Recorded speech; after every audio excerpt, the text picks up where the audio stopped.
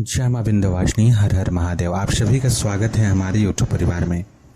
घर में जो नित्य पूजन करते हैं, तो नित्य पूजन करने के समय में कितने दीपक जलाने चाहिए, इस विषय को जानने के लिए जब हम गूगल की, यूट्यूब की, फेसबुक इत्यादि की सहायता लेते हैं, क्योंकि आज के समय में यही सर्वसुलभ है, तो ज्ञानियों को कहीं यह कहते सुना जाता है कि एक दीपक जलाइए, एक दीपक में सभी का पूजन हो जाएगा, सभी देवी देवताओं का पूजन हो जाएगा।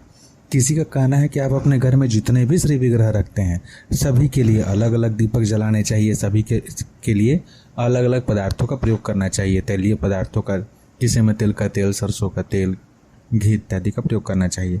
तो इन सभी बातों को सुन करके एक सामान्य वर्ग काफ़ी अधिक भ्रमित हो जाता है कि आखिर में कितने दीपक जलाएं, किस चीज़ से जलाएं। तो इस भ्रम को हम दूर करेंगे कि जितने भी गृहस्थ साधक हैं, सामान्य साधक हैं, जो नित्य पूजन पाठ करते हैं, वो कितने दीपक जलाएंगे और कैसे जलाएंगे। इस विषय को आरंभ करने से पहले आप सभी से निवेदन है, कृपया चैनल को जरूर सब्सक्राइब करें, वीडियो को लाइक करें। टेलीग्राम ग्रुप का लिंक, सिद्ध साबरी विद्या नामक यूट्यूब चैनल का लिंक वीडियो के डिस्क्रिप्शन में है। अन्य महत्वपूर्ण वीडियोज़ के लिंक भी वीडियो के डिस्क्रिप्शन में है। आप सभी उन सभी जगहों से लाभ अवश्य उठाएं। दीपक के माध्यम से देव शक्ति तृप्त होती हैं, और जब वो तृप्त होंगी तो वो अपनी प्रसन्नता के कारण हमारे जीवन में सुख, समृद्धि इत्यादि प्रदान करती हैं। इसलिए दीपदान नित्य पूजन में अत्यंत आवश्यक होता है। नित्य आपके घर में पंचतायन मंडल होना चाहिए, यानी कि 5 देवताओं की पूजा के लिए मंडल जो बनाई जाती है, चाहे वो शिव पंचतायन हो, गणपति पंचतायन हो, अथवा सूर्य पंचतायन हो, देवी पंचतायन हो, या विष्णु पंचतायन हो। इन 5 देवताओं का पंचायत अलग अलग तरीके से बनाया जाता है। गृहस्थ में जब जोड़ी में, यानी कि युगल रूप में जब रखते हैं, जैसे शिव पार्वती, लक्ष्मी नारायण, तो उनका जो है थोड़ा सा स्थान वो बदल जाता है। जब एक से अधिक देवताओं का पूजन करते हैं तो हमें कितने दीपक रखना चाहिए। सभी के लिए अलग अलग दीपक लगाना प्रत्येक गृहस्थ के लिए संभव नहीं हो पाता है। सबसे प्रमुख होते हैं कि इन सभी देवताओं तक, जो पंचतायन के देवता हों, जितने भी महाशक्ति हों, उन सभी तक हमारे पूजन कर्म जो है, हमारे शुभ कर्म जो है, जो जाप तप की ऊर्जा है, वो केवल और केवल हमारे कुल के देवी देवताओं के द्वारा ही जाते हैं, यानी सर्वप्रथम माध्यम वही है। इसलिए घर में कभी भी एक सामान्य गृहस्थ को कम से कम 2 दीपक जलाने चाहिए। 2 दीपक कैसे जलाने हैं?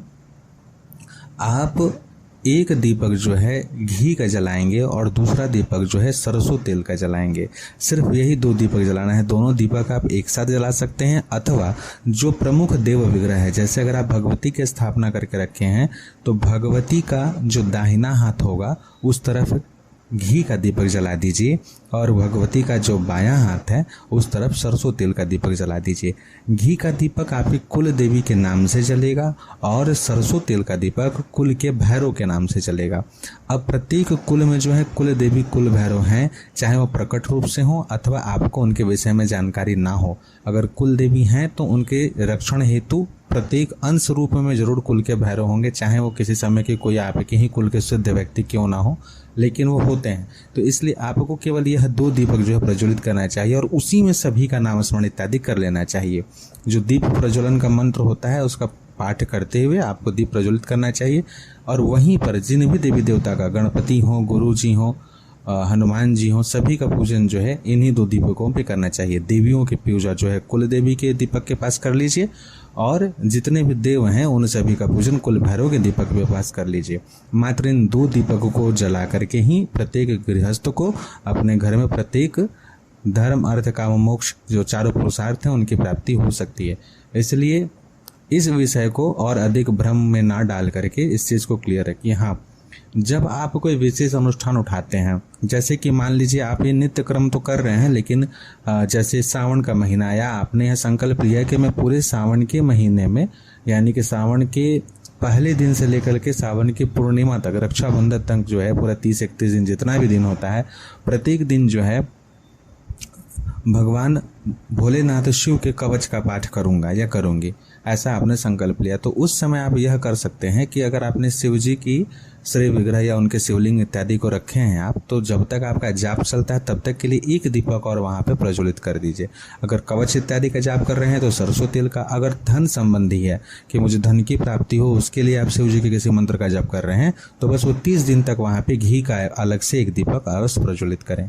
तो इस प्रकार से करना चाहिए। जब किसी अनुष्ठान का संकल्प लेते हैं किसी अन्य देवता की, तो उनका पूजन, उनका धूप दीप नैवेद्य इत्यादि अलग से लगाना चाहिए। बाकी सामान्य जो नित्य पूजन कर रहे हैं, कोई आपने संकल्प नहीं दिया है कि मैं 21 दिन तक आपकी पूजा करूंगा, तो उस समय जो है आप 2 दीपक अवश्य प्रज्वलित करें। विशेष परिस्थिति में अगर आप अन्य दीपक नहीं प्रज्वलित कर पाते हैं, किसी अनुष्ठान का आप संकल्प ले भी रहे हैं, तो भी यह 2 दीपक जो है कम से कम अवश्य जलाना चाहिए। दीपक जब तक खंडित ना हो तब तक उसे बदलना नहीं चाहिए। कभी धोते समय या किसी कारणवश गिर जाए तो टूट जाए तभी दीपक बदलना चाहिए। ऐसा नहीं करना चाहिए कि धातु का दीपक की हर साल बदल रहे हैं, हर दीपावली नया ला रहे हैं, जैसे लक्ष्मी गणेश जी को लोग हर साल बदल देते हैं। नहीं, लक्ष्मी गणपति कभी नहीं बदलने चाहिए जब तक कि खंडित ना हो, और धातु की मूर्ति की ही घर में प्रतिष्ठा करनी चाहिए, चल प्रतिष्ठा। और साथ में जो दीप हो वह भी कभी जल्दी नहीं बदलनी चाहिए। जब खंडित हो या बहुत पुराना हो जाए, जीर्ण शीर्ण हो जाए, तो ही उसे बदलना चाहिए। आशा करते हैं आज के वीडियो से आप सभी को लाभ मिलेगा। हमारे साथ बने रहें। जय मां विंध्यवासिनी। हर हर महादेव।